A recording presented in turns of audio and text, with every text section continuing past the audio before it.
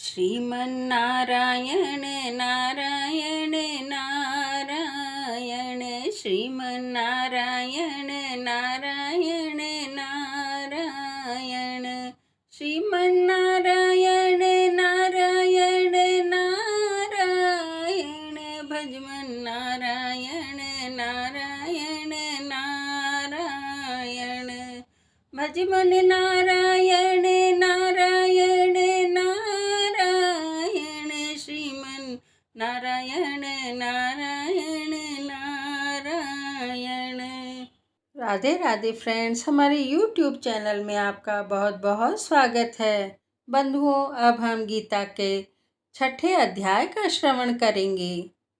हर्ष शोक त्याग कर मान और अपमान, देना लेना बांटना सब अर्पण भगवान। स्तुति गाली सम जान कर जीवन करे व्यतीत, मेरे अर्पण कर्म हो करे नहीं अभिमान। दुख सुख समझाने वही उत्तम नर पहचान, वह योगी है संसार में हे अर्जुन धीमान। उस योगी की जगत में होती अर्जुन जीत, मुक्त जीव वह जगत में यूं कहते भगवान।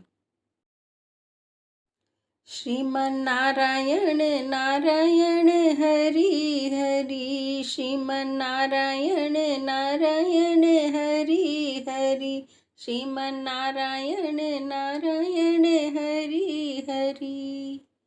श्री भगवान जी बोले, हे अर्जुन, जिसको कर्म फल में आसक्ति नहीं और फिर भी कर्मों को करता है वह सन्यासी और योगी है, और जिसने हवनादि लौकिक कर्म छोड़ दिए हैं वह कदापि योगी नहीं है। हे अर्जुन, जिसको सन्यास कहते हैं उसी को कर्म योग जानो, क्योंकि संकल्पों के त्याग किए बिना कोई भी योगी नहीं हो सकता। जो ऋषि मुनि योग प्राप्ति की इच्छा रखते हैं उनके लिए उनका साधन कर्म ही है, और उनके पूर्ण योगी होने पर उनका ज्ञान पूर्ण होने का साधन उनके चित्त का समाधान है। जब जब मनुष्य विषयों और कर्मों की आसक्ति से छूट गया हो और संपूर्ण वासनाओं को उसने त्याग दिया हो, उसी समय वह योगारूढ़ कहा जाता है। आप ही अपना उद्धार करें और आत्मा को अवनत होने से रोकें, क्योंकि मनुष्य आप ही अपना मित्र और शत्रु है। जिसने विवेक से अपना मन स्वाधीन कर लिया है वह स्वयं ही अपना हितकारी है, और जिसने विवेक का परित्याग कर दिया है वह स्वयं ही अपना शत्रु है। मन को जीतने वाले शांत स्वभाव मनुष्य को शीत उष्ण सुख दुख मान और अपमान इनके होने पर भी बुद्धि अत्यंत स्थिर रहती है। जिसने ज्ञान विज्ञान से अपने अंतःकरण को तृप्त कर लिया है, जो निर्विकार हो गया है, वही सच्चा योगी कहलाता है। सुहृदय मित्र शत्रु उदासीन द्वेषी मध्यस्थ द्वेष करने योग्य बंधु वर्ग साधु और पापी, इन सब में जो समान दृष्टि रखता है वही श्रेष्ठ है। योगी पुरुष को मन और आत्मा को अपने वश में करके वासनाओं तथा समस्त प्रपंचों को त्याग कर किसी एकांत स्थान में बैठकर निरंतर चित्त को समाधि में लगाना चाहिए। आत्मशुद्धि के लिए योग करना अति उत्तम है। शरीर मस्तक और गर्दन को सम करके अचल होकर स्थिर होवे और अपनी नासिका के अग्रभाग को देखता हुआ सब दिशाओं से अपनी दृष्टि हटाए रखे। भय रहित होकर शांत चित्त से ब्रह्मचर्य व्रत का पालन करे। मन को रोककर मुझ में ही लीन होकर मन को योग में लगावे। इस प्रकार मन को वश में रखने वाले योगी को निरंतर योगाभ्यास करते रहने से मुझ में रहने वाले को निर्वाण पद की प्राप्ति होती है। हे अर्जुन, जो अधिक भोजन करता है या अनेक दिन उपवास करता है, जो बहुत देर सोता या जागता रहता है, उसको योग प्राप्त नहीं होता। जो उपर्युक्त आहार और विहार करता है तथा कर्मों का योग्य रीति से पालन करता है तथा जो यथा समय सोता और जागता है, योग ऐसे पुरुष का दुख मिटा देता है। तब संयम को प्राप्त हुआ चित्त अपनी आत्मा में हो जाता है और मन कामनाओं से निवृत्त हो जाता है। तभी योगी मोक्ष पद पा जाता है। जिस प्रकार वायु रहित स्थान में रखा हुआ दीपक चलायमान नहीं होता है, उसी प्रकार योगी अपने चित्त को निश्चल रखकर उसका संयम करता है और अंतःकरण की समाधि लगाता है। जिस अवस्था में योगाभ्यास के कारण चित्त का वेग रुककर विषयों से पृथक होने लग जाता है और जब शुद्ध अंतःकरण से आत्मा को देखकर आत्मा में ही संतुष्ट होता है, जिस अवस्था में वह अत्यंत सुख जो इंद्रियों द्वारा जाना नहीं जा सकता वरन केवल बुद्धि से ही जाना जाता है, और जब वह योगी अनुभव करता है तो तब आत्मस्वरूप में स्थिर हो उससे विचलित नहीं होता। इस अवस्था को पाकर फिर और कोई लाभ उसको अच्छा नहीं लगता, और जहाँ स्थिर होने पर और कोई बड़ा भारी दुख उसको वहाँ से चलायमान नहीं कर सकता। इस अवस्था को दुख संयोग वियोग कारक नामक योग जानना हो तो योग निर्विकल्प चित्त से निश्चय करके जानना चाहिए। संकल्प से उत्पन्न होने वाला समस्त कामनाओं को त्याग कर और मन ही मन में सकल इंद्रियों को चारों ओर से रोककर धैर्य के साथ बुद्धि को अपने अधीन कर धीरे धीरे विषयों से दूर हटा ले और भली भांति मन को आत्मा में स्थिर करके किसी वस्तु की इच्छा ना करे और चंचल मन जिधर जिधर जाए उधर से इसको हटाकर आत्मा के वश में करना चाहिए। इस प्रकार शांत चित्त तथा रजोगुण से रहित निष्पाप तथा ब्रह्म स्वरूप योगी को उत्तम सुख प्राप्त होता है। इस रीति से निरंतर योगाभ्यास करने वाला योगी समस्त पापों से छूटकर सहज ही उस परम सुख को पा लेता है जो ब्रह्म के संयोग से प्राप्त होता है। जिसका मन योग में स्थिर हो गया है उसकी दृष्टि भी सर्वत्र समान हो जाती है और वह सब प्राणियों में अपने को और अपने में सब प्राणियों को देखता है। जो सब प्राणियों में मुझको और मुझ में सब प्राणियों को देखता है, मैं उससे अलग नहीं रहता और मुझसे वह अलग नहीं रहता। जो भेदभाव से रहता है, सब प्राणियों में स्थिर हो मेरा मनन करता है, वह योगी चाहे जिस अवस्था में रहे मुझ में मिल जाता है। हे अर्जुन, जो समस्त प्राणियों के दुख सुख को अपने ही दुख सुख के समान समझता है और सबको समान देखता है, वही श्रेष्ठ योगी है। अर्जुन बोले, हे मधुसूदन, आपने जो योग बताया कि सबको अपने ही समान देखें, सो मन के चंचल होने के कारण मैं उसको अपने में दृढ़ स्थिर नहीं देखता हूँ। हे श्री कृष्ण, यह चंचल मन बड़ा ही हठी पराक्रमी और दृढ़ है।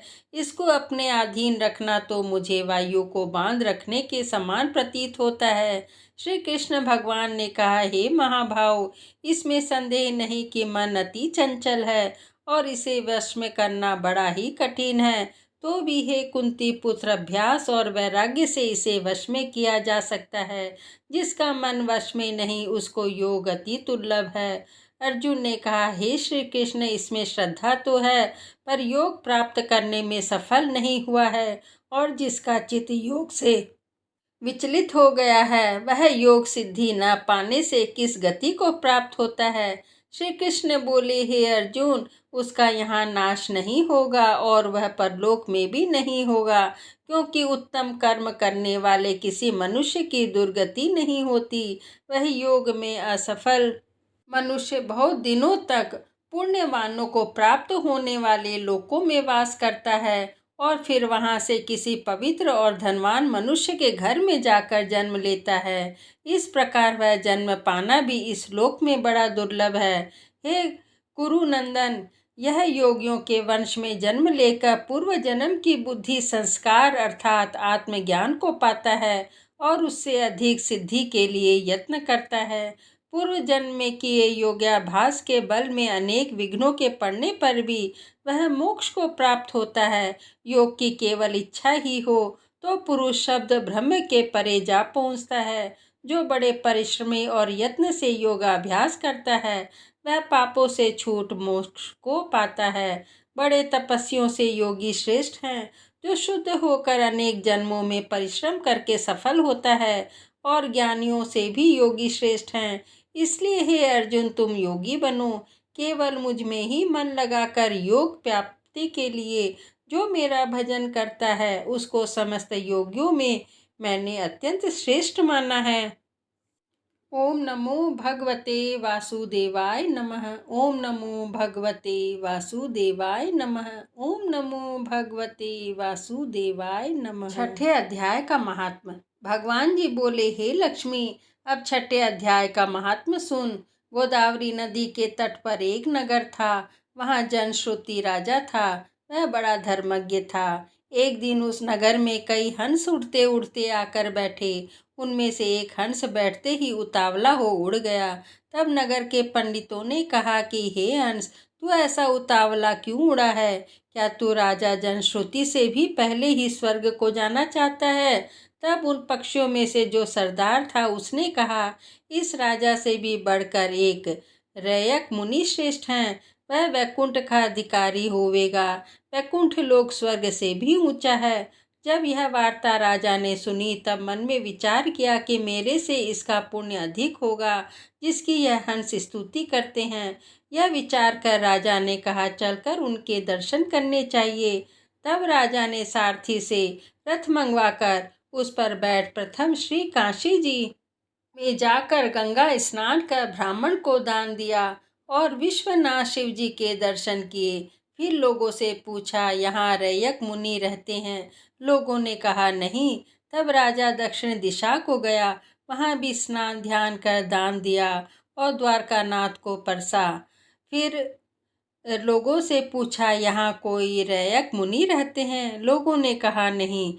तब राजा पश्चिम दिशा को गया। राजा जहाँ जहाँ तीर्थों पे जावे तहाँ तहाँ ही जा स्नान दान करे और रैयक मुनि को पूछे। फिर राजा ने उत्तर दिशा में जाकर श्री बद्री नारायण जी को परस कर रथ आगे बढ़ाया तो रथ चले नहीं। तब राजा ने कहा, मैंने समस्त पृथ्वी की परिक्रमा करी परंतु किसी भी स्थान पर मेरा रथ नहीं अटका।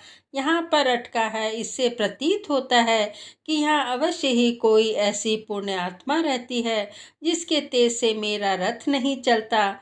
तब राजा रथ से उतर कर आगे चला तो देखा कि पर्वत की कंदरा में मुनि बैठा है जिसके तेज से सूर्य की किरणों के समान प्रकाश हो रहा है। तब राजा ने प्रकाश को देखते ही कहा, रैयक मुनि होंगे। जब राजा ने दंडवत कर चरण वंदना करी तथा हाथ जोड़कर स्तुति करी तब मुनि ने राजा का आदर किया और कहा, हे पृथ्वीनाथ, तू चारों धाम का परसनहारा पुण्य आत्मा है। तब राजा ने मुनि से पूछा, हे मुनिनाथ, आपका तेज ऐसा किसके बल से है? मुनि ने कहा, हे राजन, मैं नित्य प्रति गीता जी के छठे अध्याय का पाठ करता हूँ। इस कंदरा में उसी का प्रकाश है। यह सुनकर राजा ने अपने पुत्र को बुलाकर कहा, हे पुत्र, आज से तू राज्य कर। अब मैं तीर्थों को जाता हूँ। इतना कहकर राजा ने राज्य त्याग दिया और रैयक मुनि ने श्री गीता जी के छठे अध्याय का पाठ आरंभ कर दिया। तब वह राजा भी पाठ करने लगा जिसके प्रताप से वह त्रिलोकदर्शी हो गया। दोनों को वन में रहते रहते कई वर्ष बीत गए। एक दिन प्राणायाम करके दोनों ने देह त्याग दी। तब स्वर्ग से विमान आए जिस पर बैठकर वे वैकुंठ को गए। तो प्रेम से बोलो गीता जी की जय।